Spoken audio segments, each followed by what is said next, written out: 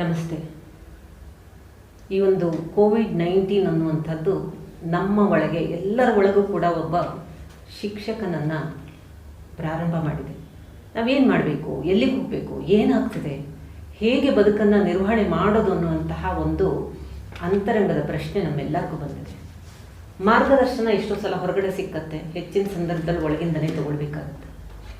ಇಂತಹ ಒಂದು ಸಂದರ್ಭದಲ್ಲಿ ಇಡೀ ಪ್ರಪಂಚಕ್ಕೆ ಮಾರ್ಗದರ್ಶಕರಾಗಿ ನಿಲ್ಲುವಂತಹ ಶಿಕ್ಷಕ ವೃಂದಕ್ಕೆ ಬಹಳ ಸಂಕಷ್ಟದ ಸಮಯ. ಸಾಮಾನ್ಯವಾಗಿ ಶಿಕ್ಷಕರು ಅಂತಂದರೆ ಶ್ರೀಮಂತರಲ್ಲ, ತೀರ ಬಡವರು ಅಲ್ಲ, ಮಧ್ಯಮ ಅಥವಾ ಕೆಳ ಮಧ್ಯಮ ವರ್ಗದವರು.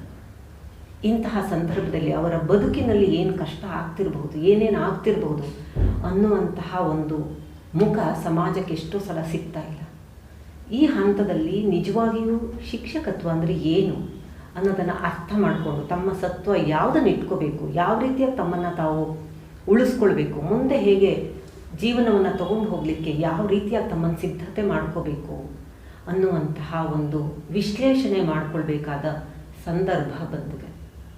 ಇದಕ್ಕೆ ಈ ಒಂದು ಸಂದರ್ಭವನ್ನು ವ್ಯವಸ್ಥಿತವಾಗಿ ಅನುಭವಪೂರ್ವಕವಾಗಿ ಮನಸ್ಸಿಗೆ ಮುಟ್ಟುವಂತೆ ಹೇಳುವಂತಹ ಅನುಭವಿ ವ್ಯಕ್ತಿ ನಮ್ಮ ಡಾಕ್ಟರ್ ಗುರುರಾಜ್ ಕರ್ಜಗಿ ಅವ್ರಿಗಿಂತ ಇನ್ಯಾರೂ ಸಿಗೋಕ್ಕೆ ಸಾಧ್ಯ ಇಲ್ಲ. ಅವರನ್ನು ಒಂದು ಎಂಬಾಡಿಮೆಂಟ್ ಆಫ್ ಟೀಚರ್ಹುಡ್ ಅಂತ ನಾವು ಹೇಳ್ಬೋದು. ಅವರ ಬದುಕಿ ಶಿಕ್ಷಕತನದಲ್ಲಿ ಬದುಕಿ ತೋರಿಸ್ತಾ ಇರುವಂತಹ ವ್ಯಕ್ತಿತ್ವ ಅವರದ್ದು. ಅವರಲ್ಲಿ ಇವತ್ತು ನಾವು ತಿಳ್ಕೊಳ್ಳೋಣ. ಮೊದಲನೇದಾಗಿ ಶಿಕ್ಷಕತನ ಅಂದರೆ ಏನು, ಅದು ಹೇಗಿದ್ದರೆ ಅದಕ್ಕೊಂದು ಸ್ಪಷ್ಟ ಸ್ವರೂಪ ಬರುತ್ತೆ, ಅದನ್ನು ಯಾವ್ಯಾವ ಸಂದರ್ಭದಲ್ಲಿ ನಾವು ಹೇಗೆ ನಿರ್ವಹಿಸ್ಬೋದು ಅಂತ ಅವ್ರ ಮುಖಾಂತರ ತಿಳ್ಕೊಳ್ತಾ ಹೋಗೋಣ. ನಮಸ್ಕಾರ ಸರ್. ನಮಸ್ಕಾರ. ನೀವು ಶಿಕ್ಷಕರಿಗೆ ಮಾರ್ಗದರ್ಶಕರು. ದಯವಿಟ್ಟು ನಿಮಗೆ ಈ ಹಂತದಲ್ಲಿ ಈ ಹಿನ್ನೆಲೆಯಲ್ಲಿ ಹೇಗೆ ಮಾಡಬಹುದು? ತಾವು ಹೇಳಿದ್ದು ಬಹಳ ಚೆನ್ನಾಗಿದೆ. ಈ ಎಲ್ಲರೂ ಕೊರೋನಾ ಅನ್ನುವಂಥ ಒಂದು ಬೆಂಕಿಯಲ್ಲಿ ಹಾಯ್ದು ಹೋಗ್ತಾ ಇದ್ದೀರಿ. ಎಷ್ಟು ದೊಡ್ಡ ಮಟ್ಟದ ಬೆಂಕಿ ಅಂದರೆ ಇದು ಸುಮಾರು ಪ್ರಪಂಚದ 191 ದೇಶಗಳು ನಲುಗಿ ಹೋಗಿದ್ದಾರೆ. 98.3% ವಿದ್ಯಾರ್ಥಿಗಳು ಶಾಲೆಯಿಂದ ಹೊರಗಿದ್ದಾರೆ. ಈ ಥರದ ಪರಿಸ್ಥಿತಿ ಮಾನವನಿಗೆ ಯಾವತ್ತೂ ಬಂದಿರಲಿಲ್ಲ. ಮಹಾಯುದ್ಧ ಆದಾಗಲೂ ಇಷ್ಟಾಗಿರಲಿಲ್ಲ. ಇದೊಂದು ದೊಡ್ಡ ಯುದ್ಧ, ಕಣ್ಣಿಗೆ ಕಾಣದೇ ಇರುವಂಥ ವೈರಿ ವಿರುದ್ಧ ಯುದ್ಧ. ಕಣ್ಣಿಗೆ ಕಾಣಿಸ್ತಾ ಇಲ್ಲ, ಅನುಭವಕ್ಕೆ ಬರ್ತಾ ಇದೆ. ಇದರೊಳಗೆ ಜಾಸ್ತಿ ತೊಂದರೆ ಪಟ್ಟವರು ಸಾಕಷ್ಟು ಜನ ಇದ್ದರು. ಶಿಕ್ಷಕರು ತುಂಬ ಕಷ್ಟಪಟ್ಟಿದ್ದಾರೆ. ಆದರೆ ಒಂದು ನನಗೆ ಅನಿಸೋದು, ಯಾವಾಗಲೂ ಒಂದು ಇಂಗ್ಲೀಷಲ್ಲಿ ಮಾತಿದೆ, God brings men into deep waters not to drown them but to clean them ಅಂತ. ಭಗವಂತ ಮನುಷ್ಯನನ್ನು ಆಳದ ನೀರಿಗೆ ತೊಗೊಂಡು ಹೋಗ್ತಾನಂತೆ, ಮುಳುಗಿಸಿ ಕೊಲ್ಲೋದಕ್ಕಲ್ಲ, ಶುದ್ಧ ಮಾಡೋದಕ್ಕೆ. ಇದನ್ನು ಹಾಗೆ ತಗೋಬೇಕಾಗತ್ತೆ ನಾವು, ಬೇರೆ ಹಾದಿ ಇಲ್ಲ. ಇನ್ನೊಂದು ಮಾತು ಇದೆ, what cannot be cured should be endured. ಯಾವುದನ್ನು ತಡೆಯೋಕ್ಕೆ ಸಾಧ್ಯ ಇಲ್ವೋ ಅದನ್ನು ಅನುಭವಿಸ್ಬೇಕಾಗತ್ತೆ. ಈ ತಡಿಯಕ್ಕೆ ಆಗದೇ ಇರುವಂಥ ಶಕ್ತಿ ನಮ್ಮಲ್ಲಿ ಬಂದಿದೆ ಈಗ. ಇದು ನಾವು ಹ್ಯಾಗೆ ತಳ್ಕೋತೀವಿ ಅನ್ನೋದು ಮುಖ್ಯ. ನನಗೊಂದು ಭಾಳ ದೊಡ್ಡ ಮಾತು ನೆನಪಾಗೋದು, ಲಾವೋತ್ಸೆ, ತಾವು ಪಂಥವನ್ನು ಹುಟ್ಟು ಹಾಕಿದಂಥ ಮನುಷ್ಯ ಲಾವೋತ್ಸೆ ಒಂದು ಮಾತು ಹೇಳ್ತಾನೆ, to be strong means to bend, to be full means to be empty ಅಂತ. ಅವನು ವಿಚಿತ್ರ ಪ್ಯಾರಡಾಕ್ಸಲ್ಲೇ ಮಾತಾಡ್ತಾನೆ ಅವನು. To be strong means to bend. ನಾವು ಅಂದ್ಕೊಂಡದ್ದು ಸ್ಟ್ರಾಂಗ್ ಅಂದರೆ ಗಟ್ಟಿಯಾಗಿ ನಿಂತ್ಕೋಬೇಕು, ಬಗ್ಬಾರ್ದು ಅಂತ. ಅವನು ಹೇಳ್ತಾನೆ to be strong means to bend. ಯಾವನು ಬಗ್ಗೋದು ಕಲಿತಾನೋ ಅವನು ಗಟ್ಟಿಯಾಗಿರ್ತಾನೆ ಅಂತ. ಅವನು ಹೇಳ್ತಾನೆ, ಕಾಡಲ್ಲಿ ಒಂದು ಝಂಜಾವಾತ ಬರ್ತದೆ, ಬಿರುಗಾಳಿ, ದೊಡ್ಡ ಬಿರುಗಾಳಿ ಬಿಡುತ್ತದೆ. ಒಂದು ಮರ ನಿಂತಿದೆ, ನನಗೇನಾಗುತ್ತೆ, ನಾನು ಎತ್ತರ ಮರ, ಗಟ್ಟಿ ಮರ ಅಂತ ಎದೆ ತಟ್ಕೊಂಡು ನಿಂತ್ಕೊಳ್ಳುತ್ತೆ, ಬೇರೆ ಸಮೇತ ಕಿತ್ತೋಗುತ್ತೆ. ಆದರೆ ಹುಲ್ಲಿಗೆ ಏನಾಗುತ್ತೆ ಅಂತ ಕೇಳ್ತಾನೆ. ಹುಲ್ಲಿಗೆ ಏನೂ ಆಗಲ್ಲ, ಅದ್ರ ಮೇಲೆ ಧೂಳು ಕೂಡ ಕೊಡುಕೊಂಡು ಸ್ವಚ್ಛ ಆಗುತ್ತೆ. ಯಾಕಂದರೆ ಹುಲ್ಲಿಗೆ ಬಾಗೋದು ಗೊತ್ತಿದೆ. ಕಷ್ಟ ಬಂದಾಗ ನಾವು ಬಾಗೋದನ್ನು ಕಲಿಬೇಕು, ಬೇರೆ ಹಾದಿ ಇಲ್ಲ. ಶಿಕ್ಷಕರು ಕೂಡ ತುಂಬ ಕಷ್ಟ, ತಾವು ಹೇಳಿದಾಗೆ ಮಧ್ಯಮ ವರ್ಗ, ಕೆಳ ಮಧ್ಯಮ ವರ್ಗದ ಶಿಕ್ಷಕರೇ ಇದ್ದಾರೆ ಹೆಚ್ಚಾಗಿ. ತುಂಬ ಕಷ್ಟದಲ್ಲಿದ್ದಾರೆ, ಸಂಬಳ ಇಲ್ಲ, ಬದುಕು ಹೇಗೆ ಅಂತ ಗೊತ್ತಿಲ್ಲ. ಎಷ್ಟೋ ಜನ ಒಬ್ಬೊಬ್ಬರೇ ಗಳಿಕೆ ಮಾಡೋರು, ಇಡೀ ಮನೆಗೆ ಬರುವಂಥ ಆದಾಯ ನಿಂತು ಹೋಗ್ಬಿಡುತ್ತೆ, ಬೆಳೆಸೋದು ಹೇಗೆ ಅಂತ. ಇದೆಲ್ಲ ಕಷ್ಟದೊಳಗೊಂದು ಸಂತೋಷದ ಬಿಳಿಗೆರೆ ಕೂಡ ಇದೆ. ಯಾವುದಂದರೆ ಕೊರೋನಾ ಕೂಡ ಶಾಶ್ವತವಾಗಿರೋಕ್ಕೆ ಬಂದದ್ದಲ್ಲ. ಹಿಂದೆ ಬಂದಂಥ ಪ್ಲೇಗ್ ಹೋಯಿತು, ಮೈಲಿ ಬೇನೆ ಹೋಯಿತು, ಟೈಫಾಯ್ಡ್ ಕಮ್ಮಿ ಆಯಿತು, ಇನ್ಫ್ಲೂಯೆನ್ಸಾ ಲಕ್ಷಾಂತರ ಜನನ ಕೊಂದಂಥ ಇನ್ಫ್ಲೂಯೆನ್ಸಾ ಹೋಯಿತು. ಆ ಕೊರೋನಾ ಕೂಡ ಹಿಂದೆ ನೇಪಥ್ಯಕ್ಕೆ ಹೋಗ್ತದೆ. ಅದು ಇರುತ್ತೆ, ಇನ್ನೊಂದು 2 ತಿಂಗಳು ಇರ್ಬೋದೇನೋ ಹೋಗ್ತದೆ. ಈಗ ನಾನು ನೋಡಬೇಕಾದದ್ದು 1 ವರ್ಷ ಕಾಡಿದಂಥ ಕೊರೋನಾಕ್ಕಿಂತ ಇನ್ನು 2 ತಿಂಗಳಾದ್ಮೇಲೆ ಬರುವಂಥ ಬೆಳಕಿಗೋಸ್ಕರ ಮುಖ ಮಾಡ್ಕೊಂಡು ನಿಂತ್ಕೋಬೇಕು ನಾನು. ಶಿಕ್ಷಕ ಆಶಾವಾದಿ ಆಗದೆ ಬೇರೆ ಯಾರೂ ಆಗೋಕ್ಕೆ ಸಾಧ್ಯ ಇಲ್ಲ. ಶಿಕ್ಷಕನ ಬೇರೆ ದಾರಿ ಇಲ್ಲ ಆಶಾವಾದ ಬಿಟ್ಟರೆ. ನಾನು ನಿರಾಶಾವಾದಿ ಆದರೆ ಮುಂದಿನ ತಲೆಮಾರು ನಿರಾಶಾವಾದಿ ಆಗ್ತದೆ. ವಿದ್ಯಾರ್ಥಿಗಳ ಮುಂದೆ ನಾನು ಯಾವಾಗಲೂ ಹೇಳೋದು, ಶಿಕ್ಷಕ ಒಬ್ಬನೇ ಭವಿಷ್ಯತ್ತಿನೊಡನೆ ಸದಾಕಾಲ ಸಂವಾದ ಮಾಡುವಂಥವನು. ಉಳಿದವರೆಲ್ಲ ವರ್ತಮಾನ ಮತ್ತು ಭೂತದ ಬಗ್ಗೆ ಚರ್ಚೆ ಮಾಡ್ತಾರೆ. ಶಿಕ್ಷಕ ಮಾತ್ರ ಯಾವಾಗಲೂ ಭವಿಷ್ಯತ್ತಿನ ಜೊತೆಗೆ. ಕ್ಲಾಸಲ್ಲಿ ಕುಳಿತಂಥ ಮಗು ನಾಳೆ ರಾಷ್ಟ್ರಪತಿ ಆಗ್ಬೋದು, ಪ್ರಧಾನಮಂತ್ರಿ ಆಗ್ಬೋದು, ಮುಖ್ಯಮಂತ್ರಿ, ಆರ್ಮಿ ಚೀಫ್ ಆಗ್ಬೋದು. ಗೊತ್ತಿಲ್ಲ ಏನಾಗ್ತಾನೆ ಅಂತ. ಅವನ ಮುಂದೆ ಏನಾಗ್ತಾನೆ ಅಂತ ಗೊತ್ತಿಲ್ಲದೆ ಅವನು ನಿರ್ಮಾಣ ಮಾಡುವಂಥ ಶಕ್ತಿ ಶಿಕ್ಷಕರಿಗೆ ಮಾತ್ರ ಇರುವಂಥದ್ದು. ಅದರಿಂದ ಶಿಕ್ಷಕ ನಿರಾಶಾವಾದಿ ಆಗೋಕ್ಕೆ ಸಾಧ್ಯ ಇಲ್ಲ.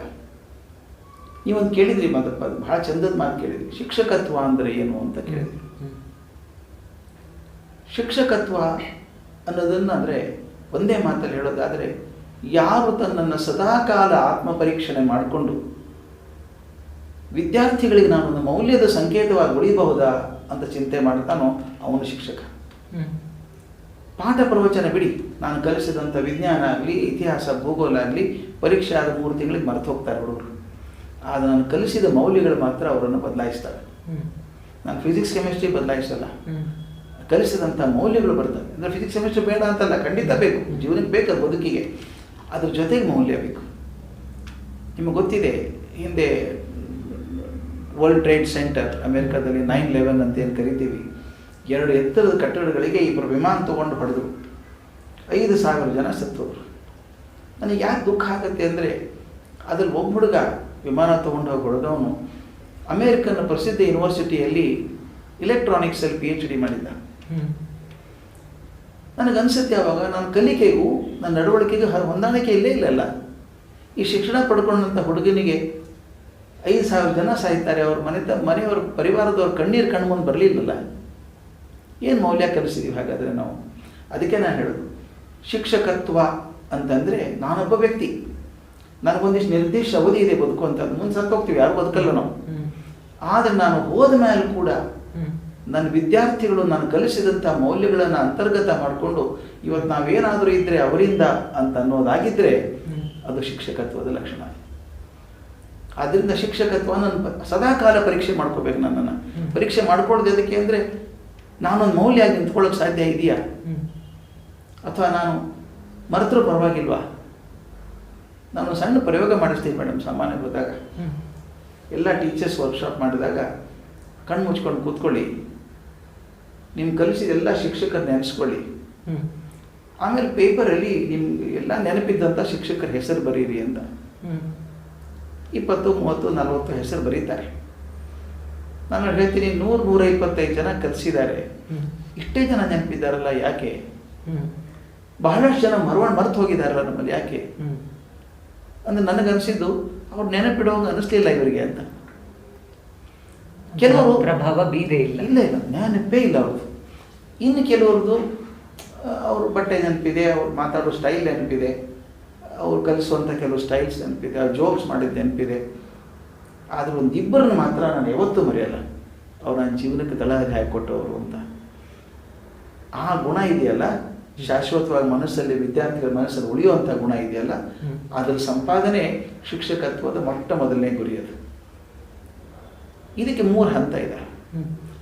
ಶಿಕ್ಷಕನಾದವನು ಯಾವಾಗ ಹಂತಕ್ಕೆ ಬರ್ತಾನೆ, ಎಲ್ಲರ ಮನಸ್ಸಲ್ಲಿ ಉಳಿಯುವಂಥವನು, ಜನಪ್ರಿಯ ಆಗುವಂಥ ಶಿಕ್ಷಕ ಹೆಂಗಾಗ್ತಾನೆ? 3 ವಿಷಯಗಳಲ್ಲಿ ನನ್ನ ನಂಬಿಕೆ ಇದೆ. ಒಂದು, ಆತನಿಗೆ ತನ್ನ ವಿಷಯದ ಬಗ್ಗೆ ತುಂಬ ಪ್ರೀತಿ ಇರಬೇಕು, ವಿಷಯದ ಬಗ್ಗೆ ತುಂಬ ಹುಚ್ಚಿರಬೇಕು. ಪ್ರೀತಿ ಅಂದರೆ ಸಣ್ಣದದು, ಅವನು ಅದಿಲ್ಲದೆ ಬದುಕೋಕೆ ಸಾಧ್ಯ ಇಲ್ಲ ಅನ್ನೋಂಗಿರ್ಬೇಕು. ಅವನು ಸದಾ ಕಾಲ ಅದರ ವಿದ್ಯಾರ್ಥಿಯಾಗಿ ಓದ್ತಾ ಇರಬೇಕು, ಜ್ಞಾನ ಪಡಿತಾ ಇರಬೇಕು. ಯಾವತ್ತಿನ ದಿವಸ ನಾನು ಪಡೆದ ಜ್ಞಾನ ಸಾಕು ಅಂತ ಅನ್ನಿಸ್ತೋ ಅವತ್ತೇ ಶಿಕ್ಷಕನ ಸಾವು. ಅದು ನನ್ನ ಪ್ರಕಾರ. ದಿನ ನನಗೆ ಗೊತ್ತಿಲ್ಲ, ಇದು ಕಲಿಬೇಕು ಅಂತ ಹೋಗ್ತಿರ್ಬೇಕು. ವಿಷಯದ ಬಗ್ಗೆ ಮೊದಲನೇದು ವಿಷಯದ ಬಗ್ಗೆ ಪ್ರೀತಿ, ಎರಡನೇದು ತನ್ನ ವೃತ್ತಿ ಬಗ್ಗೆ ಗೌರವ. ಗೌರವಕ್ಕೂ ಸಂಬಳಕ್ಕೂ ಏನೂ ಸಂಬಂಧ ಇಲ್ಲ. ಈಗ ನಮ್ಮ ರಾಷ್ಟ್ರದ ಪ್ರಧಾನಮಂತ್ರಿ ಪಡ್ಕೊಳ್ಳೋಂಥ ಸಂಬಳ ನಮ್ಮ IT ಇಂಡಸ್ಟ್ರಿಯಲ್ಲಿ ಮಧ್ಯಮ ಲೆವೆಲ್ ಮ್ಯಾನೇಜರ್ ಗಳಿಸ್ತಾನೆ. ಅದಕ್ಕಿಂತ ಹೆಚ್ಚಿಗೆ ತುಂಬ ಜನ ಗಳಿಸೋರಿದ್ದಾರೆ. ಹ್ಮ್. ಸಂಬಳ ತಿಂಗಳಿಗೆ 1 ಕೋಟಿ ರೂಪಾಯಿ ಗಳಿಸೋರು ಬೇಕಾದಷ್ಟು ಜನ ಇದ್ದಾರೆ. ಅಂದರೆ ಪ್ರಧಾನಮಂತ್ರಿ ಆಗ್ತಾರೆ ಅವರು? ಇಲ್ಲ. ಸ್ಥಾನ ಗೌರವನೇ ಬೇರೆ, ಸಂಬಳದ ಮರ್ಯಾದೆನೇ ಬೇರೆ. ಶಿಕ್ಷಕರಿಗಿರೋದು ಸ್ಥಾನ ಗೌರವ. Do I love my profession? ನನ್ನ ವೃತ್ತಿ ಬಗ್ಗೆ ತುಂಬ ಗೌರವ ಇದೆಯಾ? ಮೂರನೇದು ಭಾಳ ದೊಡ್ಡದು, ನನ್ನ ವಿದ್ಯಾರ್ಥಿಗಳನ್ನು ನನ್ನ ಮಕ್ಕಳಷ್ಟಾದರೂ ಪ್ರೀತಿ ಮಾಡ್ತೇನೆ ಅಂತ. ಈ 3 ಗುಣ ಯಾರಲ್ಲಿದೆಯೋ ಅವರು ಒಳ್ಳೆಯ ಶಿಕ್ಷಕತ್ವವನ್ನು ಪಡ್ಕೊಂಡಿದ್ದಾರೆ, ಒಳ್ಳೆಯ ಶಿಕ್ಷಕರು ಅಂತ ಹೇಳ್ಬೋದು. ಈಗ ಆ ಸ್ಥಿತಿಯನ್ನು ತಲುಪಲಿಕ್ಕೆ ಪ್ರತಿಯೊಬ್ಬರು ಒಂದು ಸಂಸ್ಕಾರ ಬೇಕಾಗುತ್ತದೆ. ಒಬ್ಬ ಶಿಕ್ಷಕ ಹೊಸದಾಗಿ ಬಂದಾಗ ಆ ಪ್ರಪಂಚ ಬೇರೆ, ಅನುಭವದಿಂದ ಆ ಪಕ್ವತೆಯನ್ನು ಪಡ್ಕೊಳ್ಳೋದು ಬೇರೆ. ನಿಮ್ಮನ್ನು ಸರ್ ನಾವು ಯಾವಾಗಲೂ ಹೇಗೆ ನೋಡಿದ್ದೀವಿ ಅಂದರೆ, ನೀವು ಅತ್ಯಂತ ಮಹಾತ್ಮರ ಅನೇಕ ಜೀವನದ ಉದಾಹರಣೆಗಳನ್ನು ಕೊಡ್ತೀರಿ. ತುಂಬ ಜನ ನನ್ನ ಹತ್ರನೂ ಹೇಳಿದ್ದಾರೆ, ಖರ್ಜಿಗಿ ಸರಿಗೆ ಏನೂ ಕಷ್ಟ ಇರಲ್ಲ. ಇದು ಸಾಮಾನ್ಯವಾಗಿ ಎಲ್ಲ ಯಶಸ್ವಿ ವ್ಯಕ್ತಿಗಳ ಬಗ್ಗೆ ಜನರ ಅಭಿಪ್ರಾಯ. ಅವ್ರಿಗೇನು ಕಷ್ಟ ಇದೆ, ಅವ್ರ ಥರ ಅನುಕೂಲ ಇದ್ದಿದ್ರೆ ನಾನು ಬೆಳೀತಿದ್ದೆ. ನಾನು ಹೇಳೋದೇನಂತಂದರೆ, ಎತ್ತರ ಹತ್ತದಷ್ಟು ಕೂಡ ಅಷ್ಟು ಮೆಟ್ಟಲುಗಳನ್ನು ಅವ್ರು ಹತ್ತಿದ್ದಾರೆ. ಅವ್ರ ಗಮನ ಫೇಲ್ಯೂರ್ ಕಡೆಗಿಲ್ಲ, ಕಷ್ಟದ ಕಡೆಗಿಲ್ಲ, ಗುರಿ ಕಡೆಗಿದೆ. ಅದಕ್ಕೆ ಯಶಸ್ಸನ್ನು ದಾಟಿರ್ತಾರೆ ಅಂತ. ನಿಮ್ಮ ಜೀವನದಲ್ಲಿ ಆ ಶಿಕ್ಷಕತ್ವದ ಒಂದು ಪಾಕ ಬರಲಿಕ್ಕೆ ಯಾವುದಾದ್ರೂ ಘಟನೆ ಹೇಳಕ್ಕೆ ಇಷ್ಟಪಡ್ತೀರಾ? ಯಾಕೆಂದರೆ ಕರೋನಾದಿಂದ ಕೆಲವರಿಗೆ ಸಮಸ್ಯೆ ಬಂದಿರ್ಬೋದು. ಕರೋನಾ ಬರದೇನೋ ಎಷ್ಟೋ ಜನರ ಜೀವನ ಅಂತಹ ಪಾಕಕ್ಕೆ ಒಳಗಾಗಿ ಪಕ್ವತೆ ಬಂದಿರುತ್ತೆ. ಮತ್ತು ಇನ್ನೊಂದು, ಆ ಬೆಂಕಿಗೆ ಹೋಗಿ ಬೇಯ್ದು ಹೊರತು ಪಾಕ ಬರೋಲ್ಲ. ಪಾಕ ಬಂದಿದೆ, ಅಷ್ಟು ಬೆಂದಿದ್ದೀವಿ. ಒಂದು ವಿಷಯ ಹೇಳ್ಬಿಡ್ತೀನಿ ನಿಮಗೆ. ಒಂದು ಸಭೆಯಲ್ಲಿ ಡಾಕ್ಟರ್ KR ನಾರಾಯಣನ್ ಮಾತಾಡಿದರು, ಭಾರತದ ರಾಷ್ಟ್ರಪತಿಯಾಗಿದ್ದವರು. ಕೇರಳದ ಒಂದು ಹಳ್ಳಿ, ತಂದೆ ಇಲ್ಲ, ತಾಯಿಗೆ ಯಾವಾಗಲೂ ಅನಾರೋಗ್ಯ. ಆ ಹುಡುಗ ದಿನ ಶಾಲೆಗೆ ಲೇಟಾಗಿ ಬರ್ತಿದ್ದ. ಮೊದಲನೇ ಕ್ಲಾಸ್ ಟೀಚರ್ ಯಾರಿದ್ರು, ಸ್ಟ್ರಿಕ್ಟ್ ಮೇಸ್ಟ್ರು, ಹೊರಗೆ ಹೋಗಿ ನಿಂತ್ಕೋ, ಬೇಡ ಅಂದರು. ಲೇಟಾಗಿ ಬಂದ, ಹೊರಗೆ ನಿಂತ್ಕೊಂಡಿದ್ದ, ಕಿಟಕಿಯಲ್ಲಿ ನೋಡ್ಕೊಂಡು ಬರ್ಕೋತಾ ಇದ್ದ. ಹೊರಗೆ ಬಂದಾಗ ಏನು ಬರ್ಕೊಂಡಿದ್ದು ತೋರಿಸು ಅಂದರು ಮೇಸ್ಟ್ರು. ಈತ ಬರ್ಕೊಂಡು ಒಳಗಡೆ ಕೂತವ್ರಿಗಿಂತ ಚೆನ್ನಾಗಿ ಬರ್ಕೊಂಡಿದ್ದ. ಕರ್ಕೊಂಡು ಹೋದ್ರು, ಯಾಕೆ ಲೇಟಾಗಿ ಬರ್ತೀವಿ ದಿನ ನೀನು ಅಂದರು. ಅಳೋಕ್ಕೆ ಶುರು ಮಾಡಿದ. ಸರ್, ನಮ್ಮಮ್ಮನಿಗೆ ಹೇಳೋಕ್ಕಾಗಲ್ಲ, ನಮ್ಮ ಅಸ್ಪೃಶ್ಯರು, ನಮ್ಮ ಮುಡ್ಸ್ಕೊಳ್ಳಲ್ಲ ಯಾರು. ಮನೆಯಿಂದ 3 ಕಿಲೋಮೀಟರ್ ದೂರ ಬಾವಿ ಇದೆ, ಅಲ್ಲಿ ಹೋಗಿ ನೀರು ತರಬೇಕು. ನಾನೇ ಅಡುಗೆ ಮಾಡಿ ಅಮ್ಮನಿಗಿಟ್ಟು ನಾನು ಡಬ್ಬದಲ್ಲಿ ಹಾಕ್ಕೊಂಡು ಓಡಿ ಬರಬೇಕು ಸರ್. 4 ಕಿಲೋಮೀಟರ್ ದೂರ ನನ್ನ ಶಾಲೆ, ಬಸ್ ಇಲ್ಲ.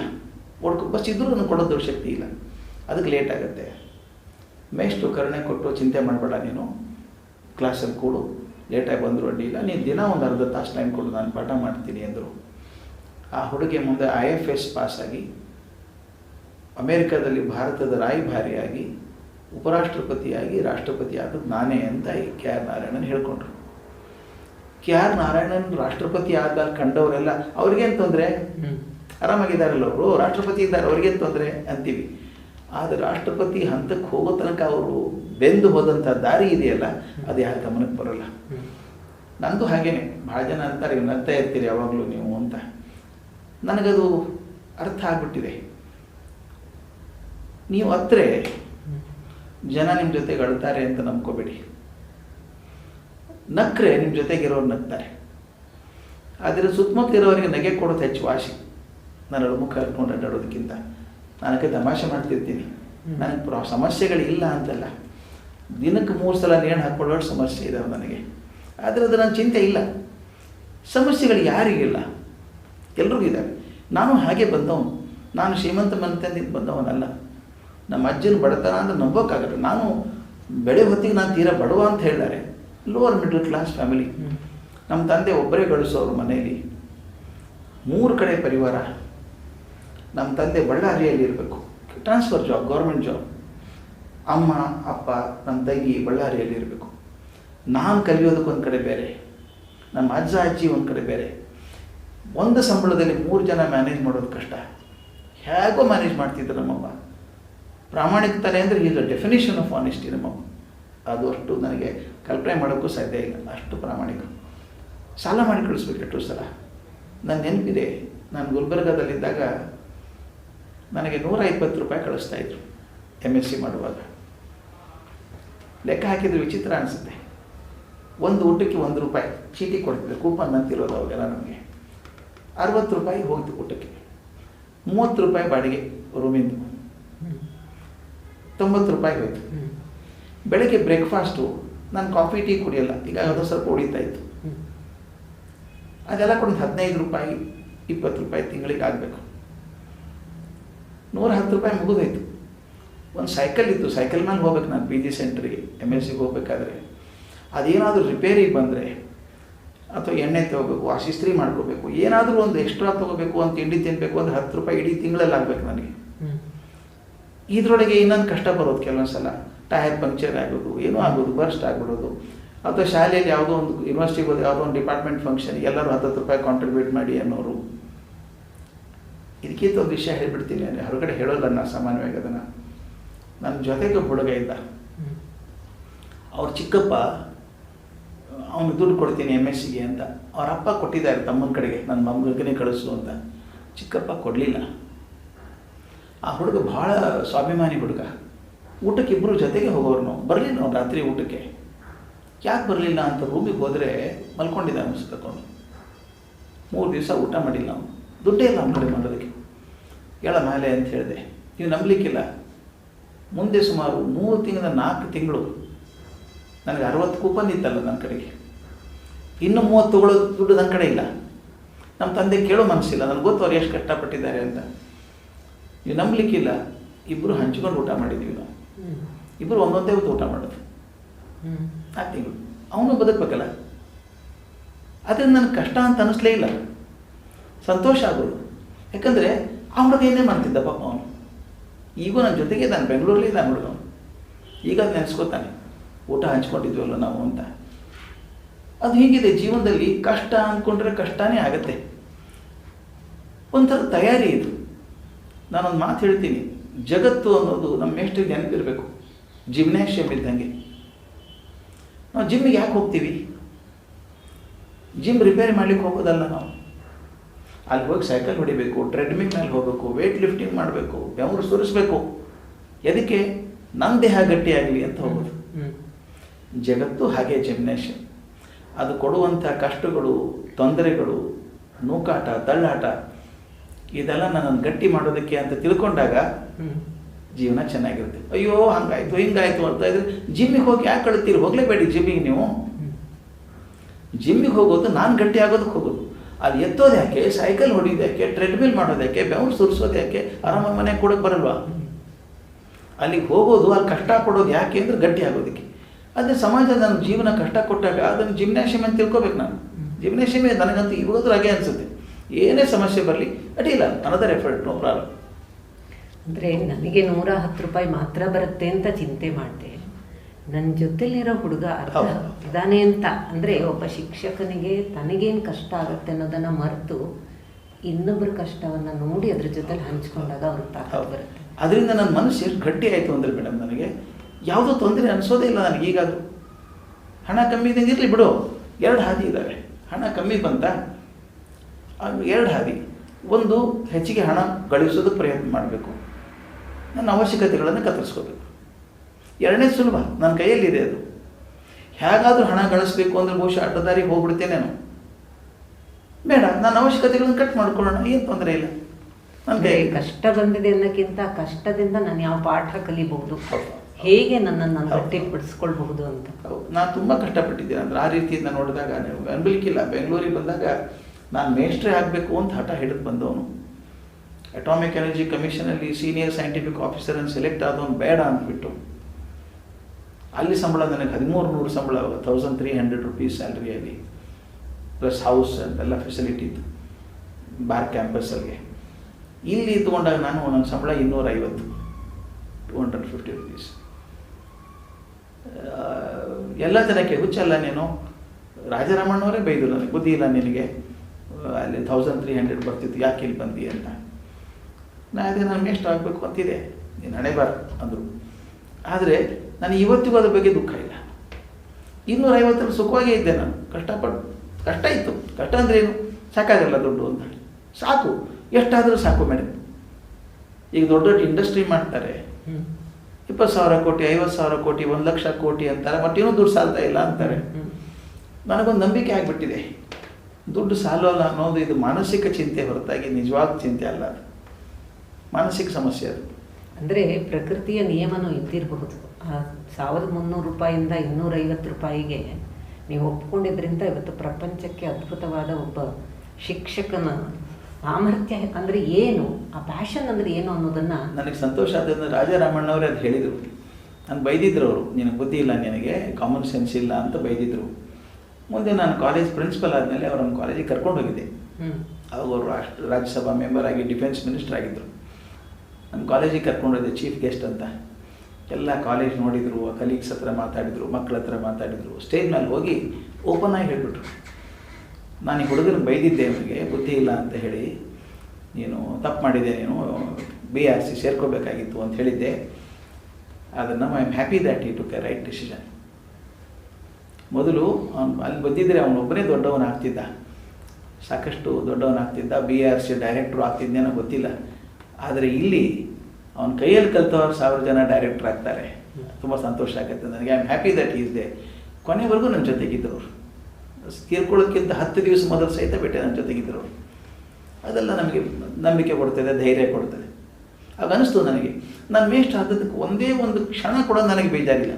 ಯಾಕಾದೆ, ನಾನು ಮೇಷ್ಟ್ರು ಆಗಬಾರ್ದಾಗಿತ್ತೇನೋ, ಬೇರೆ ಕಡೆ ಬೇಕಾದಷ್ಟು ಗಳಿಸ್ಬೋದಾಗಿತ್ತೇನೋ, ಅಲ್ಲೇ ಅಮೇರಿಕಾದಲ್ಲೇ ಉಳಿದು ಬಿಡ್ಬೋದಾಗಿತ್ತೇನೋ. 108% ಜನ ಕೇಳ್ತಾರೆ, ಜನ ಯಾಕೆ ಮಾಡಲಿಲ್ಲ ಅಂತ. ನಾನು ಹೇಳಿದೆ, 2 ಇದ್ದಾವೆ. ಒಂದು, ನನ್ನ ಹಣಕಾಸಿನ ದೃಷ್ಟಿ ಇಟ್ಕೊಂಡು ನನ್ನ ಜೀವನ ಬದಲಾಯಿಸ್ಕೊಳ್ಳೋದು ಅಂತಾದರೆ, ನನ್ನ ಮನಸ್ಸಲ್ಲಿ ಒಂದೇನೋ ಇದೆಯಲ್ಲ, ನಾನೇನೋ ಆಗಬೇಕು ಅಂತಿದ್ದೇನಲ್ಲ, ಅದು ಆಗೋದಿದೆಯಲ್ಲ, ಅಲ್ಲಿ ಸಿಗುವಂಥ ತೃಪ್ತಿ ಯಾವ ಹಣದಿಂದ ಸಿಗೋಕ್ಕೆ ಸಾಧ್ಯ ಇಲ್ಲ. ಅಂದರೆ ಸಾಂಸಾರಿಕ ತೃಪ್ತಿಗೂ ಆತ್ಮತೃಪ್ತಿಗೂ ಇಲ್ಲಿ ವ್ಯತ್ಯಾಸ. ನಿಜ ನಿಜ ನಿಜ ನಿಜ ನಿಜ. ಸಂಸಾರಿಕ ತೃಪ್ತಿ ಎಷ್ಟು ಅಂತಾದರೂ ಸಾಕಾದೀತು, ನಮ್ಗೆ ಸಾಕು ಅಂತ ಇಲ್ಲೇ ಇಲ್ಲಲ್ಲ. ಅದಕ್ಕೆ ನಮ್ಮ ರಾಮಕೃಷ್ಣಾಶ್ರಮ ಸ್ವಾಮಿಗಳು ಭಾಳ ಚಂದ ಹೇಳೋರು, ಮನುಷ್ಯನಿಗೆ ಸಾಕು ಅಂತ ಬರೋದೇ ಇಲ್ಲ, ಬರೀ ಬೇಕು ಬೇಕು ಬೇಕು ಅಂತಾನೆ ಅಂತ ಹೇಳಿ ಅವನಿಗೆ ಬೇಕೂಫ ಅಂತಾರೆ ಅಂತ ಬೇಕೂಫ ಅಂತಾರೆ ಅವನಿಗೆ ಅಂತ. ಬೇಕೂಫ ಅಂತ ಹೇಳಿದಾಗ ನಾವು ಶಿಕ್ಷಕ, ಇದು ಸ್ವಲ್ಪ ವ್ಯತ್ಯಾಸ ಆಗುತ್ತೆ. ಶಿಕ್ಷಕರಲ್ಲಿ ಒಂದು ಅತ್ಯಂತ ಪರಿಶುದ್ಧವಾದಂತಹ ನಿಮ್ಮಂಥ ಆದರ್ಶ ಶಿಕ್ಷಕರ ಒಂದು ಪರಂಪರೆ ನಮಗೆ ಕಾಣುತ್ತೆ. ಹಾಗಾಗಿ ನಮ್ಮ ಭಾರತೀಯ ಸಂಸ್ಕೃತಿ ಅವರಿಗೆ ವಿಶೇಷವಾದ ಗುರುಪೂರ್ಣಿಮೆ ಅಂತ ಮಾಡ್ತೀವಿ, ಶಿಕ್ಷಕ ದಿನಾಚರಣೆ ಅಂತ ಮಾಡ್ತೀವಿ. ಬೇರೆ ಯಾವ ವೃತ್ತಿಯವರಿಗೂ 2 ದಿನ ಅವ್ರಿಗೆ ಡೆಡಿಕೇಟ್ ಇಲ್ಲ, ಇದಕ್ಕಿದೆ. ಆದರೆ ಇದ್ರ ಮಧ್ಯದಲ್ಲಿ ಒಂದು ಧಕ್ಕೆ ಬರೋ ಹಾಗೆ ಅಥವಾ ಒಂದು ಕಳಂಕ ಇರೋ ಹಾಗೆ ಅಂತಹ ಶಿಕ್ಷಕರನ್ನು ನಾವು ನೋಡ್ತೀವಿ. ಇದು ಸ್ವಭಾವತಃ ಅಂತಹ ಶಿಕ್ಷಕರು, ಕೆಲವರು ಪರಿಸ್ಥಿತಿಯ ಅನಿವಾರ್ಯತೆಯಿಂದ ಆ ಥರ ಸ್ಥಿತಿಗೊಳಗಾಗ್ತಾರೆ. ಅವರಿಗೆ ಹೇಗೆ ಒಂದು ಅವಕಾಶವನ್ನು ಕೊಡಬಹುದು? ನಾನು ಎಷ್ಟೋ ಜನ ಶಿಕ್ಷಕರನ್ನು ನೋಡಿದ್ದೇನೆ, ಅವರು ತಮ್ಮ ಜವಾಬ್ದಾರಿ ಬಗ್ಗೆ ಅರ್ಥ ಆಗಿಲ್ಲ, ಅದೊಂದು ನೌಕರಿ ಅಂತ ಬಂದಿದ್ದಾರೆ, ಹೊಟ್ಟೆ ತುಂಬಿಸ್ಕೊಳ್ಳೋ ಉದ್ಯೋಗ ಅಂತ ಬಂದಿದ್ದಾರೆ. ನಾನು ಅವ್ರ ಕೈ ಮುಗಿದು ಹೇಳ್ತೀನಿ, ಇದು ಹೊಟ್ಟೆ ತುಂಬಿಸ್ಕೊಳ್ಳೋ ಉದ್ಯೋಗ ಅಲ್ಲಪ್ಪ, ಇದೊಂದು ಮನೋಧರ್ಮ. ಶಿಕ್ಷಕತ್ವ ಅನ್ನೋದು ವೃತ್ತಿ ಅಲ್ಲ, ಅದು ಮನೋಧರ್ಮ. ಯಾರು ತನ್ನನ್ನು ಮತ್ತೊಬ್ಬರಿಗೋಸ್ಕರ ತೆತ್ತುಕೊಳ್ಳೋದು ತಯಾರಿದ್ದಾನೋ ಅವನು ಮಾತ್ರ ಮೇಷ್ಟ್ರಾಗಬೇಕು. ಬರೀ ತನಗೋಸ್ಕರ ಬದುಕಬೇಕನ್ನೋ ಎಷ್ಟು ಬೇಗಕ್ಕೆ ಎಷ್ಟು ಕೆಲಸ ಬಿಡ್ತಾನೋ ಅಷ್ಟು ಒಳ್ಳೆಯದು. ಯಾಕೆಂದರೆ ಅವರಿಂದಾಗಿ, ಅಂಥವರಿಂದಾಗಿ ಯಾರು ಜವಾಬ್ದಾರಿ ಇಲ್ಲ, ಅಯ್ಯೋ ಬಿಡಿ ಏನೋ ಮಾಡ್ಕೊಂಡು ಹೋಗ್ಬೋದು, ಅಯ್ಯೋ ಹೇಳ್ಬೋದು ಅದಕ್ಕೇನು ಮಾಡ್ತೀವಿ ಬಿಡಿ, ಅಯ್ಯೋ ಮಕ್ಕಳು ಏನು ಮಾಡ್ತಾರೆ ಬಿಡಿ, ಹೀಗನ್ನೋರಿಂದ ಇಡೀ ಶಿಕ್ಷಕ ವೃತ್ತಿಗೆ ಒಂಥರ ಕಪ್ಪು ಚುಕ್ಕೆ ಬರ್ತಾಯಿದೆ. ನನ್ನ ದುಃಖ ಆಗುತ್ತೆ. ಅವರಾದರೂ ಬದಲಾಯಿಸ್ಕೋಬೇಕು. ಇಲ್ದಿರೋ ಒಂದು ಏನಾಗುತ್ತೆ ಗೊತ್ತಾ ಮೇಡಮ್, ಮಕ್ಕಳು ಶಿಕ್ಷಕರ ಬಗ್ಗೆ ಯಾವ ಗೌರವನ ಇಟ್ಕೊಳ್ಳೋಕೆ ಸಾಧ್ಯ ಇಲ್ಲ. ನನಗೊಂದು ಆದದ್ದು ಇಲ್ಲಿ ವಿಂಡ್ಸರ್ ಮ್ಯಾನರ್ ಹೋಟೆಲಲ್ಲಿ, ಅದು ಭಾರಿ ಶ್ರೀಮಂತರು ಮಾತ್ರ ಹೋಗುವಂಥ ಹೋಟೆಲು, ನಾವೆಲ್ಲ ಹತ್ತಿರ ಹೋಗಬಾರ್ದು ಅದಕ್ಕೆ. ನನ್ನ ಗೆಳೆಯ ಒಬ್ಬ ನನ್ನ ಜೊತೆಗೆ ರಿಸರ್ಚ್ ಮಾಡಿದವನು, ರಷ್ಯಾದಲ್ಲಿ ದೊಡ್ಡ ಸೈಂಟಿಸ್ಟ್ ಆಗಿದ್ದಾನೆ. ಅವನು ಸರ್ಕಾರ ಕಳಿಸ್ಕೊಟ್ಟಿತ್ತು ಅಂತ ಇಲ್ಲಿದ್ದ ಅವನು. ಸಾಯಂಕಾಲ ಬಾರ ಒಂದು ಸ್ವಲ್ಪ ಕಾಫಿ ಕುಡಿಯೋಣ ಅಂದ. ನಾವು ಹೋದೆ ಅವನ ಜೊತೆಗೆ ಕಾಫಿ ಕುಡಿದು ನಾವು ಹೊರಗೆ ಬಂದ್ವಿ. ಒಂದು ದೊಡ್ಡ ಹಾಲು, ಒಂದು ಓವಲ್ ಶೇಪ್ ಟೇಬಲ್ ಇದೆ, ಅದರ ಸುತ್ತ ಒಂದು 12-13 ಜನ ಮಕ್ಕಳು ಕೂತಿದ್ದಾರೆ. ಆ ಟೇಬಲ್ ತುದಿಗೆ ಒಂದು ಹುಡುಗಿ ಕೂತಿದ್ದಾಳೆ, ಸುಮಾರು 13-14 ವರ್ಷ ಇರಬೇಕು. ಆಕೆ ಮುಂದೆ ಒಂದು ಕೇಕ್ ಇದೆ, ಒಂದಿಷ್ಟು ಕ್ಯಾಂಡಲ್ ಇದ್ದಾವೆ. ಗೊತ್ತಾಗುತ್ತೆ ಆಕೆ ಬರ್ತ್ಡೇ ಇರಬೇಕು ಅಂತ. ವಿಂಡ್ಸರ್ ಮ್ಯಾನರ್ದಲ್ಲಿ ಬರ್ತ್ಡೇ ಮಾಡಬೇಕಾದ್ರೆ ಶ್ರೀಮಂತ ಮನೆತನ ಹುಡುಗಿನೇ ಇರಬೇಕು. ಇಷ್ಟು ಮಂದಿ 13 ಮಂದಿ 14 ಮಂದಿಗೆ ಮಾಡ್ತಾಳೆ. ಅಲ್ಲಿವರೆಗೂ ಚೆನ್ನಾಗಿತ್ತು. ಆದರೆ ಎಲ್ಲರ ಕೈಯಲ್ಲಿ ಸಿಗರೇಟ್ ಇತ್ತು. 12-13-14 ವರ್ಷ ಹುಡುಗರು ಹುಡುಗಿಯರು. ನನ್ನ ಸಮಸ್ಯೆ ಅಂದರೆ ನನ್ನ ಒಳಗಿದ್ದಂಥ ಮೇಷ್ಟ್ರು ಸಾಯೋಲ್ಲ, ಯಾವಾಗಲೂ ಜಾಗೃತವಾಗಿ ಇರ್ತಾನೋ. ಆ ಹುಡುಗಿ ಹತ್ರ ಹೋದೆ, ಹುಟ್ಟಿದ್ದಬ್ಬನ ಅಂತ ಕೇಳಿದೆ. ಹೌದು ಅಂಕಲ್ ಅಂದ್ಲು. Many happy returns of the day ಅಂದೆ.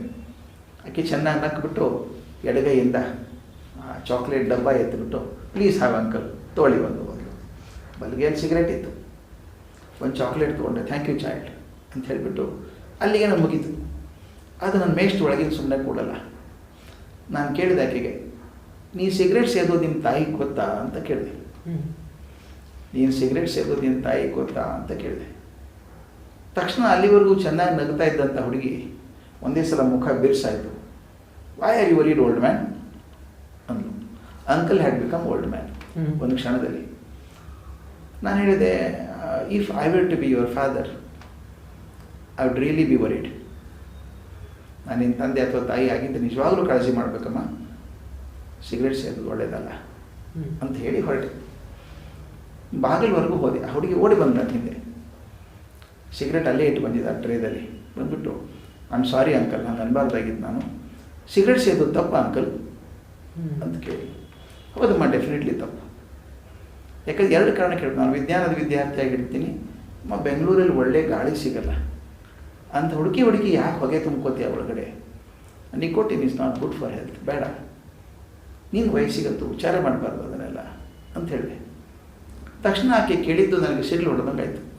ಹಾಗೆ ನಮ್ಮ ಕೃಷ್ಣಮೂರ್ತಿ ಸರ್ ಯಾಕೆ ಸಿಗ್ತಾರೆ ಅಂತ ಕೇಳಿ. ಯಾರು ಕೃಷ್ಣಮೂರ್ತಿ ಸರು ಅಂತ ಕೇಳಿದೆ. ನಮ್ಮ ಅತ್ಯಂತ ಫೇವ್ರೇಟ್ ಮ್ಯಾಥಮೆಟಿಕ್ ಟೀಚರ್. ನನಗೆ ಆತ ಗೊತ್ತು. ಮರುದೇಶಲ್ಲಿ ಆಫೀಸಿಗೆ ಕರೆಸಿದೆ ಅವನ. ಏನು ಕೃಷ್ಣಮೂರ್ತಿ, ಯಾವ ವಿಷಯ ಪಾಠ ಮಾಡ್ತೀರಿ ನೀವು ಅಂದೆ. ಏನು ಸರ್ ನಿಮಗೆ ಗೊತ್ತಿಲ್ವ ಸರ್, ಗಣಿತ ಅಲ್ವ ಸರ್ ಪಾಠ ಮಾಡೋದು ನಾನು. ಇಲ್ಲ, ನೀವು ಗಣಿತ ಬಿಟ್ಬಿಟ್ಟಿದ್ದೀರಂತೆ ಈಗ ಅಂದೆ. ಇಲ್ಲ, ಗಣಿತ ಮಾಡ್ತೀನಿ ಸರ್. ಯಾಕೆ ಡೌಟ್ ಬಂದ ಸರ್ ಅಂದರು. ಇಲ್ಲೇನೋ ಈಗ ಹುಡುಗರಿಗೆ ಗಣಿತ ಕಲಿಸ್ಬಿಟ್ಟು ಸಿಗರೇಟ್ ಸೇದೋ ಕಲಿಸ್ತಾ ಇದ್ದೀರಂತೆ ಅಂತಂದೆ. ಯಾಕೆ ಸರ್ ಅಂದರು. ನಿನ್ನೆ ವಿದ್ಯಾರ್ಥಿಗಳೆಲ್ಲ ಇದ್ದರು, ನಿಮ್ಮ ಬಗ್ಗೆ ತುಂಬ ಗೌರವ ಇದೆ ಅವರಿಗೆ, ಒಳ್ಳೆ ಮ್ಯಾಥ್ಸ್ ಟೀಚರ್ ನೀವು ಅಂತ.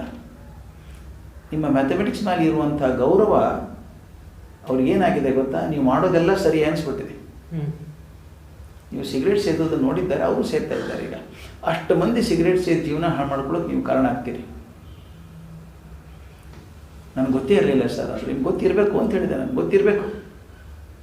ನಿನ್ನ ಜೀವನ ಅಂತ ಹಾಳು ಮಾಡ್ಕೋತೀನಿ ನೀನು, ಕುಡಿದು ಸೆರೆ ಕುಡಿದು ಅಥವಾ ಸಿಗರೇಟ್ ಸೇದಿ ಮಕ್ಕಳಿಗೂ ಕಲಿಸ್ತೀರಲ್ಲಪ್ಪ. ನಾನು ಯಾಕೆ ಈ ಮಾತನ್ನು ಹೇಳ್ತೇನೆ ಮೇಡಮ್, ಶಿಕ್ಷಕರಿಗೆ ಬೇಜವಾಬ್ದಾರಿ ಆಗಿಬಿಡಬೇಡಿ. ರಸ್ತೆಯಲ್ಲಿ ಕುಡಿದು ಅಡ್ಡಾಡ್ತಿದ್ದಂಥ ಮೇಷ್ಟ್ರು ಮರುದಿನ ಬಂದು ಅದ್ಭುತ ಕ್ಲಾಸ್ ಮಾಡ್ಬೋದು. ಕ್ಲಾಸಲ್ಲಿ ಹುಡುಗರು ಏನಂತಾರೆ ಗೊತ್ತಾ, ನೀನು ಸಾಯಂಕಾಲ ನೋಡ್ಬೇಕಾಯ್ತು ಮೇಷ್ಟ್ರನ್ನ ಅಂತಾರೆ. ಅಂದರೆ ನಾನು ಏನು ಹೇಳ್ತೀನಿ ಅನ್ನೋದಕ್ಕಿಂತ ನಾನು ಏನು ಮಾಡ್ತೀನಿ ಅನ್ನೋದನ್ನು ಮಕ್ಕಳು ಕಣ್ಣಿಟ್ಟು ನೋಡ್ತಾರೆ ಅನ್ನೋದನ್ನು ಮರಿಬಾರದು ನಾವು. ಅಂದರೆ ಶಿಕ್ಷಕತ್ವ ಮತ್ತು ಪಾಲಕ ಪೋಷಕತ್ವ ಅನ್ನೋದು ಕನ್ನಡಿಯ ಒಳಗೆ ನಿಂತ ಬದುಕು. ಗ್ಲಾಸ್ ಹೌಸಲ್ಲಿ ನಿಂತವ್ರು ನಾವೆಲ್ಲ. ಮತ್ತು ಇನ್ನೊಂದು ಮೇಡಮ್, ನನಗೆ ಇಷ್ಟಪಡುವಂಥ ಮಕ್ಕಳು, ನಾನು ಪಾಠ ಮಾಡೋ ಇಷ್ಟಪಡುವಂಥ ಮಕ್ಕಳು ನನ್ನ ಅಭ್ಯಾಸಗಳನ್ನು ಇಷ್ಟಪಡ್ತಾರೆ. ಹೌದು, ಅದು ತಪ್ಪಲ್ವೇನೋ ಮಾಡೋದು. ಹೌದು, ಅದನ್ನು ಎಷ್ಟು ಕಣ್ಣಿಟ್ಟು ನೋಡ್ಕೋಬೇಕಾಗುತ್ತೆ. ಅದಕ್ಕೆ ನಾನು ಪ್ರತಿ ಕ್ಷಣಕ್ಕೆ ಆತ್ಮ ಪರೀಕ್ಷಣೆ ಮಾಡ್ಕೊಳ್ಳೋನು ಮಾತ್ರ ಶಿಕ್ಷಕ ಆಗ್ತಾನೆ. ಯದ್ಯದಾಚರತಿ ಶ್ರೇಷ್ಠ ಅಂತ ಹೇಳ್ತಾರೆ. ಯದ್ಯದಾಚರತಿ ಶ್ರೇಷ್ಠರಾದವ್ರು ಹೆಂಗೆ ನಡ್ಕೋತಾರೆ ಹಾಗೆ ಉಳಿದವ್ರು ನಡ್ಕೋತಾರೆ.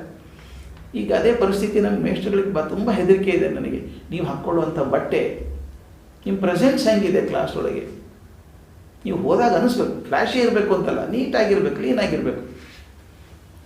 ಮಾತಾಡೋ ಧ್ವನಿ ಹುಚ್ಚುಚ್ಚಾರ ಹೋಗಂದು ಕೂಗ್ಕೊಳ್ಳೋದು, ಕೇಳಿಸೋಂಗೆ ಇಲ್ಲ ಅದು ಮಾತಾಡೋದು, ಧ್ವನಿಯ ಏರಿಳಿತ, ಇದೆಲ್ಲ ಕಲ್ಕೋಬೇಕಲ್ವ.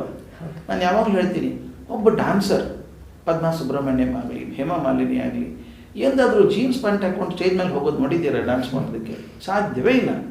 ಅವ್ರು ಕರೆಕ್ಟಾಗಿ ಡ್ರೆಸ್ ಹಾಕ್ಕೋಬೇಕು, ಮೇಕಪ್ ಮಾಡ್ಕೋಬೇಕು, ಬಿಂದಿ ಹಚ್ಕೋಬೇಕು, ಕೈಗೆಲ್ಲ ಅದು ಮೆಹಂದಿ ಹಚ್ಕೋಬೇಕು, ಕಾಲಿಗೆ ಗೆಜ್ಜೆ ಕಟ್ಕೋಬೇಕು, ಪರ್ಫೆಕ್ಟ್ ಆಕಾರ ಇರಬೇಕು. ಯಾಕೆ? ಆ ಡ್ಯಾನ್ಸಿಗೆ ಅದು ಬೇಕಾಗತ್ತೆ ವೇಷ. ಮತ್ತು ಇನ್ನೊಂದು, ಅವ್ರು ಮಾಡೋದು ಅದನ್ನು ಪೂಜೆ ಅಂತ ಮಾಡ್ತಾರೆ. ಹೌದು, ಮಾಡೋದು ಸ್ಟೇಜ್ ನಮಸ್ಕಾರ ಮಾಡಿ ಮಾಡ್ತಾರೆ ಅವರು. ಪರ್ಫಾರ್ಮಿಂಗ್ ಆರ್ಟ್ ಅಂತ. ಅವರು ವಾರಕ್ಕೊಂದೋ ತಿಂಗಳಿಗೊಂದೋ ಪರ್ಫಾರ್ಮೆನ್ಸ್ ಮಾಡ್ಬೋದು. ಟೀಚರ್ ಮಾಡೋದು ಪರ್ಫಾರ್ಮಿಂಗ್ ಆರ್ಟ್ ಅಲ್ವಾ ಇದು? ಮಕ್ಕಳ ಮುಂದೆ ನಿಂತ್ಕೊಂಡು ದಿನಕ್ಕೆ 4 ತಾಸು ಮಾತಾಡ್ತೀರಲ್ಲ, ನೀವು ಹ್ಯಾಂಗೆ ಕಾಣ್ತೀರಿ ನೋಡ್ಕೋಬಾರ್ದ ಹೇಳೋದು? ಇದು ಪರ್ಫಾರ್ಮಿಂಗ್ ಆರ್ಟೇ. Teaching is also performing art. You are performing before students at all times. ನನ್ನ ಡ್ರೆಸ್ ಸರಿಯಾಗಿದೆಯಾ, ನಾನು ನೀಟಾಗಿದೆಯಾ, ಮಾತು ಸ್ಪಷ್ಟ ಇದೆಯಾ ನಂದು, ಇದನ್ನೆಲ್ಲ ಪ್ರತಿ ಸಲ ನಾನು ಅಳ್ಕೊಂಡು ಸುರ್ಕೊಂಡು ಸರಿ ಮಾಡದೆ ಹೋದರೆ ನಾನು ಹೇಗೆ ಸುಧಾರಿಸೋದು? ಅದಕ್ಕೆ ಯಾರಿಗೆ ಟೀಚಿಂಗ್ ಬಗ್ಗೆ ಆಸಕ್ತಿ ಇಲ್ಲದೆ ಟೀಚರ್ ಆಗಿದ್ದೀರೋ ಅವರು ನಾನು ದಯವಿಟ್ಟು ಹೇಳೋದು ಏನಂದರೆ, 2 ಹಾದಿ ಇದಾವೆ ನಿಮಗೆ. ನಿಮಗೋಸ್ಕರ ಅಲ್ಲ, ನಿಮ್ಮನ್ನು ನೋಡಿ ಬೆಳೆಯುವಂಥ ಮಕ್ಕಳಿಗೋಸ್ಕರ ಆದರೂ ನೀವು ಸರಿಯಾಗಿ ಪಾಠ ಮಾಡಬೇಕು. ನಾನು ಹೇಳ್ತೇನೆ, whether you became a teacher by choice or teacher by chance is not important. You have become a teacher, you should live like a teacher. ನಾನು ಡ್ರೈವರ್ ಆದೆ, ಅಯ್ಯೋ ಆಸಕ್ತಿನೇ ಇರಲಿಲ್ಲ ರೀ, ಡ್ರೈವರ್ ಆದೆ ಅಂದರೆ ಆಕ್ಸಿಡೆಂಟಲ್ಲಿ ಸತ್ತು ಹೋಗ್ತೀರಿ. ಬೇಜವಾಬ್ದಾರಿ ಡ್ರೈವ್ ಮಾಡಿದರೆ ನೀವು ತೊಂದರೆ ಹಾಕೋತೀವಿ, ಇನ್ಯಾರಿಗೂ ತೊಂದರೆ ಹಾಕ್ತೀರಿ. ಮೇಷ್ಟ್ರ ಕೆಲಸನೂ ಹಾಗೇನೆ. ಆಸಕ್ತಿ ಇಲ್ಲದೆ ಮೇಷ್ಟ್ರ ಕೆಲಸ ಮಾಡಿದಾಗ ನಾನು ಹೇಳ್ತಿರ್ತೀನಿ, ಚಂದ ಪಾಠ ಮಾಡಿದರೆ ಒಬ್ಬ ಅಟೆಂಡರ್ ಆಗಬಹುದಾಗಿದ್ದಂಥ ಹುಡುಗ ಸರ್ ಸಿ ವಿ ರಾಮನ್ ಆಗ್ಬೋದು. ಚೆಂದಾಗಿ ಪಾಠ ಮಾಡದೆ ಹೋದರೆ ರಾಮನ್ ಆಗಬಹುದಾಗಿದ್ದಂಥ ಹುಡುಗ ಇನ್ನೆಲ್ಲೋ ಕಳ್ಕೊಂಡು ಹೋಗ್ಬಿಡ್ತಾನೆ. ತುಂಬ ಅಪಾಯಕಾರಿ ಸತ್ಯ. ತುಂಬ ಅಪಾಯಕಾರಿ. ನಮಗೆ ಇವಾಗ ಬಿಲ್ಡ್ ಇಂಡಿಯಾ ಮೂಮೆಂಟಲ್ಲಿ ನೋಡ್ತಿದ್ದೀವಲ್ಲ ಸರ್, ತುಂಬ ಅಪಾಯಕಾರಿ. ನೀವು ಹೇಳಿದ ಹಾಗೆ ಶಿಕ್ಷಕರೇನಾದರೂ ತಮ್ಮ ಜವಾಬ್ದಾರಿಯನ್ನು ಇನ್ನೊಂದು ಸ್ವಲ್ಪ ತಗೊಂಡ್ರೆ, ನಿಮ್ಮ ಹಾಗೆ ನೋಡಿದ್ರೆ ಮಕ್ಕಳನ್ನು ಸ್ಮೋಕ್ ಮಾಡೋದನ್ನು ಬೇಡ ಅನ್ನುವಂತಹ ಧೈರ್ಯ ಒಬ್ಬ ಟೀಚರಲ್ಲಿದ್ದರೆ, ನಮ್ಮ ರಾಜ್ಯದಲ್ಲಿ ದಿನಕ್ಕೊಂದು ಮಗು ಅಡಿಕ್ಷನ್ನಿಂದ ಆತ್ಮಹತ್ಯೆ ಮಾಡ್ಕೊಳ್ಳೋ ತಪ್ಪಾಗ್ತದೆ. ನಾವು ಓದಿದ ಕಾಲದಲ್ಲಿ ಮಕ್ಕಳು ಆತ್ಮಹತ್ಯೆ ಮಾಡ್ಕೊಳ್ಳೋ ಪರಿಸ್ಥಿತಿನೇ ಇರಲಿಲ್ಲ, ಪ್ರಶ್ನೆನೂ ಇರಲಿಲ್ಲ. ನಮಗೆ ಹೆಂಗೋ ಬದುಕ್ತೀವಿ ಬಾಳ್ತೀವಿ ಅನ್ನೋದು ಗೊತ್ತಿತ್ತು. ಸರ್ವೈವಲ್ ಆಫ್ ಇನ್ಸ್ಟಿಂಕ್ಟ್ ಅನ್ನೋದು ಪ್ರೊಟೆಕ್ಟ್ ಆಗಿತ್ತು. ಸೊ ನೀವು ಹೇಳಿದಾಗೇನೆ ಆ ಒಂದು ಶಿಕ್ಷಕತ್ವ ಅನ್ನೋದು ಸ್ಪಷ್ಟ ಆದಾಗ, ಅದು ಬೆಂಕಿಯಲ್ಲಿ ಪಾಕ ಆಗಿ ಬಂದಾಗ ಮಕ್ಕಳು ಮುಂದಿನ ತಲೆಮಾರು ತಾನಾಗೆ ಪರಿಶುದ್ಧವಾಗಿ ಬೆಳೆಯುತ್ತೆ. ಅದೇ ಮೇಡಮ್ ಹೇಳ್ತೀರಲ್ಲ, ನಾನು ಹೇಗೆ ನನ್ನ ಜೀವನಕ್ಕೆ ನಾನು ಜವಾಬ್ದಾರನಾಗಿದ್ದೇನೋ ಹಾಗೆ ಶಿಕ್ಷಕನಾದವನು ಮಕ್ಕಳ ಬೆಳವಣಿಗೆಗೂ ಜವಾಬ್ದಾರನಾಗ್ತಾನೆ. ಎಷ್ಟು ಗೊತ್ತಿಲ್ಲದೆ ಆಗುತ್ತೆ ಅಂದರೆ, ನನಗೆ ನೆನಪಿದೆ, ನಾನು ಕರಿಯರ್ ಶುರು ಮಾಡಿದ ಹೊಸದರಲ್ಲಿ 48 ವರ್ಷಗಳ ಹಿಂದೆ. ಅದು ಎಲ್ಲಿ ಕಲ್ತಿದ್ನೋ ಗೊತ್ತಿಲ್ಲ. ನನ್ನ ಹ್ಯಾಂಡ್ ರೈಟಿಂಗ್ ತುಂಬ ಚೆನ್ನಾಗಿತ್ತು, ಈಗೂ ಪರವಾಗಿಲ್ಲ ಚೆನ್ನಾಗಿದೆ. ನಾನು ಜಿ ಬರಿಬೇಕಾದ್ರೆ ಇಂಗ್ಲೀಷಲ್ಲಿ ಅದು ಎಲ್ಲಿ ಕಲ್ತಿದ್ನೋ ಗೊತ್ತಿಲ್ಲ. ಈ ಪ್ರಿಂಟೆಡ್ ಫಾರ್ಮ್ ಜಿ ಬರುತ್ತಲ್ಲ, ಆ ಥರ ಬರಿತಾ ಇದ್ದೆ. ಹೀಗೆ ಜಿ ಬರಿತಾ ಇದ್ದೆ. ಬೋರ್ಡ್ ಮೇಲೆ ಬೇಕಾದಷ್ಟೆಲ್ಲ ಬರಿಬೇಕು, ಚೆಂದ ಬರಿತಿದ್ದೆ ಅನಿಸುತ್ತೆ. ಆ ಜಿ ಹಾಗೆ ಬರಿತಿದ್ದೆ. ಒಂದು 6 ತಿಂಗಳ ಪರೀಕ್ಷೆ ಕೊಟ್ಟೆ ಹುಡುಗರಿಗೆ, ಒಂದು ಮಿಡ್ ಟರ್ಮ್ ಪರೀಕ್ಷೆಯಲ್ಲಿ. ಸಾಕಷ್ಟು ಜನ ಮಕ್ಕಳು ಜಿ ಹಾಗೆ ಬರ್ತಿದ್ದೆ. ನಾನು ಕೇಳಿದೆ, ನನ್ನಂಗೆ ಬರೆಯೋರು ಬೇಕಾದಷ್ಟು ಜನ ಇದ್ದಿರಲ್ಲ, ಯಾಕೆ ಅಂತ ಕೇಳಿದೆ. ಇಲ್ಲ ಸರ್, ನಿಮ್ಮನ್ನು ನೋಡಿ ಚೆಂದ ಕಾಣಿಸ್ತಿತ್ತು ಸರ್, ಹಾಗೆ ಬರೆದ್ವಿ ಸರ್ ಅಂತ. ನನಗೊಂಥರ ಎದೆಯಲ್ಲಿ ನಡುಕ ಬಂದ್ಬಿಡ್ತು. ಅವ್ರು ನಾನು ಜಿ ಕಾಪಿ ಮಾಡಿದರೆ ಏನು ನಷ್ಟ ಇಲ್ಲ, ಅದು ನನ್ನೊಳಗೆ ಒಂದು 100 ಕೊರತೆ ಇದ್ದಾವಲ್ಲ, ಅದನ್ನು ಮಕ್ಕಳು ಅನುಸರಿಸ್ಬಿಟ್ರೆ ಗತಿ ಏನಾದಿತ್ತು ಅವ್ರದ್ದು ಅನಿಸ್ಬಿಡ್ತು. ಅದಕ್ಕೆ ನಾನು ಹೇಗಿದ್ದರೂ ಕೂಡ ಮಕ್ಕಳ ಮುಂದೆ ಚೊಕ್ಕವಾಗಿ ಬದುಕಬೇಕು. ಅವ್ರ ಕಣ್ಣಲ್ಲಿ ನಾನು ಸಣ್ಣವನಾಗಬಾರ್ದು. ಮೇಷ್ಟ್ರು ಯಾವಾಗ ವಿದ್ಯಾರ್ಥಿಗಳ ಕಣ್ಣಲ್ಲಿ ಸಣ್ಣವರಾಗ್ತಾರೋ ಅವತ್ತು ಅವರಿಗೆ ದೇಹ ಮಾತ್ರ ಇದೆ, ವ್ಯಕ್ತಿತ್ವ ಸತ್ತೋಯ್ತು.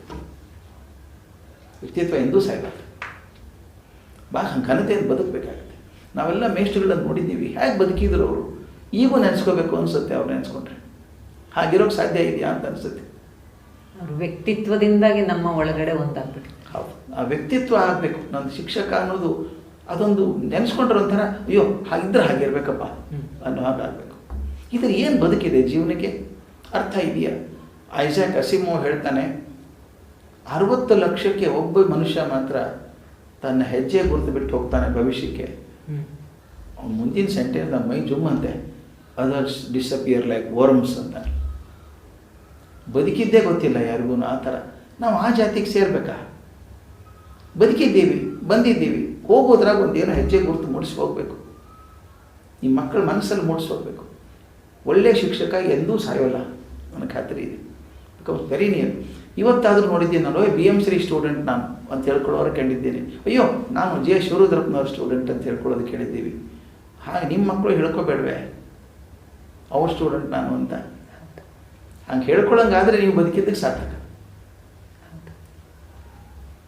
Wonderful sir, wonderful. ಅಂದರೆ ಒಬ್ಬ ಶಿಕ್ಷಕನ ಅಂತಃಸತ್ವ ಹೇಗಿರಬೇಕು, ಪರಿಶುದ್ಧತೆ ಹೇಗಿರಬೇಕು, ಪಾಕ ಹೇಗೆ ಬರಬೇಕು, ಜೀವನದ ಕ್ರಮ ಹೇಗಿರಬೇಕು, ಅವರು ಹೇಗೆ ಉದಾಹರಣೆಗಳ ಮುಖಾಂತರ ಹೇಳ್ತಾರೋ, ತಮ್ಮ ಜೀವನದ ಉದಾಹರಣೆಗಳ ಮುಖಾಂತರ ನಮ್ಮ ಎದುರಿಗೆ ಬಿಡಿ ಬಿಡಿಯಾಗಿ ಎಳೆ ಎಳೆಯಾಗಿ ಬಿಡಿಸಿಟ್ಟಿದ್ದಾರೆ. ಆಯ್ಕೆ ನಮ್ಮದಾಗಬೇಕು. ನಾವು ನಮ್ಮ ಎದುರಿಗೆ 100 ಜನ ಮಕ್ಕಳು, 1000 ಜನ ಮಕ್ಕಳನ್ನು ಒಬ್ಬ ಶಿಕ್ಷಕ ತನ್ನ ಜೀವನದ ಸಮಯದಲ್ಲಿ ನೋಡ್ತಾರೆ. ಒಂದೊಂದು ಮಗುವಲ್ಲೂ ಒಂದೊಂದು ಅಂತಹ ಒಂದು ಸುಂದರವಾದ ವ್ಯಕ್ತಿತ್ವ ಅರಳಿದ್ರೆ ಅವರಿಗೆ ಅದಕ್ಕಿಂತ ದೊಡ್ಡ ಗರಿ, ಜೀವನದ ಸಾರ್ಥಕತೆ ಇನ್ಯಾವುದರಲ್ಲೂ ಸಿಕ್ಕೋಕ್ಕೆ ಸಾಧ್ಯ ಇಲ್ಲ. ಇಂತಹ ಒಂದು ಶಿಕ್ಷಕತ್ವದ ಬಗ್ಗೆ ಅದ್ಭುತವಾಗಿ ತಿಳಿಸ್ಕೊಟ್ಟಿದ್ದೀರಿ. It's a very very motivational support sir. Always ನಿಮ್ಮ ಇನ್ಸ್ಪಿರೇಷನ್ನು ಇನ್ನು ಸಾವಿರಾರು ಜನಕ್ಕೆ ನಿಮ್ಮ ಹಾಗೆ ಅನುಭವವನ್ನು ಪಟ್ಟು ಅದನ್ನು ತಿಳುವಳಿಕೆ ಹೇಳುವಂತಹ ಸಾಮರ್ಥ್ಯ ಬರಲಿ. ಒಬ್ಬ ಶಿಕ್ಷಕರಾಗಿ ಸಾವಿರಾರು ಶಿಕ್ಷಕರನ್ನು ಸೃಷ್ಟಿ ಮಾಡಿದ್ದೀರಿ. ಒಬ್ಬರು ಇಂತಹ ಅಳವಡಿಸಿಕೊಂಡು ಮೋಟಿವೇಶ್ನಲ್ ಆಗಿ ಮಾಡುವಂತಹ ಸಾಮರ್ಥ್ಯದ ಸಾವಿರಾರು ಜನ ಬರಲಿ, ಆ ಒಂದು ಪರಂಪರೆ ಅವ್ಯಾಹತವಾಗಿ ನಡೀಲಿ ಅಂತ ಹೇಳಿ ಭಗವಂತನಲ್ಲಿ ಪ್ರಾರ್ಥನೆ ಮಾಡಿಕೊಂಡು ಎಲ್ಲ ಶಿಕ್ಷಕರಿಗೆ ಶುಭಾಶಯಗಳು. ಶಿಕ್ಷಕತ್ವ ಶಾಶ್ವತವಾಗಿರಲಿ, ಪರಿಶುದ್ಧವಾಗಿರಲಿ, ನಿರಂತರವಾಗಿ ಹರಿಯುವ ನೀರಿನಂತೆ ಪರಿಶುದ್ಧ ಆಗ್ತಾ ಹೋಗಲಿ ಅಂತ ಹೇಳಿ ಹಾರೈಸಿಕೊಂಡು ಭಾವಿಸ್ಕೊಂಡು ಎಲ್ಲರಿಗೂ ನಮಸ್ಕಾರ. ನಮಸ್ಕಾರ. ನಮಸ್ತೆ.